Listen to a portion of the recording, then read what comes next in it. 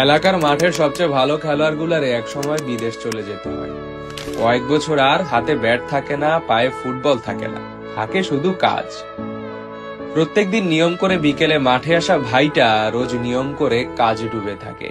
কাল কত রান করলে জুনিয়রদের সামনে প্রেস্টিজ ঠিকঠাক থাকবে, কত গোল করলে সহজে জেতা যাবে, এসব ভাবতে থাকা মানুষটা ভাবে কাল কত টাকা পাঠাইলে এই মাসটা আমার পরিবারের ঠিকঠাক চলবে। মাগরিবের আজান দিলে খেলা থামিয়ে দিয়ে যে ভাইরা সবাইকে মসজিদের দিকে নিয়ে যেত, তাদের আজকাল দেখা যায় না এলাকার মসজিদের সেই নামাজের কাতারে। নামাজ শেষে চায়ের দোকানে জমতো আড্ডা, সেদিনের খেলার বিশ্লেষণে মেতে থাকতো সবাই।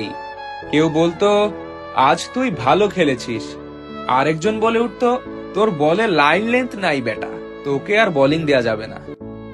আজ আর সেই আড্ডার আসর জমে না, খেলা নিয়ে কোনো উত্তেজনাপূর্ণ আলোচনাও নেই।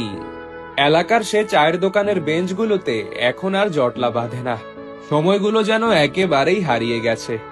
কয়েক বছর পর যখন আবার সেই ভাইয়েরা দেশে ফিরে পুরনো টানে মাঠে আসে, বলও করতে যায়, বল নো বল হয়, বলে লাইন নেই, বল ওয়াইড হয়।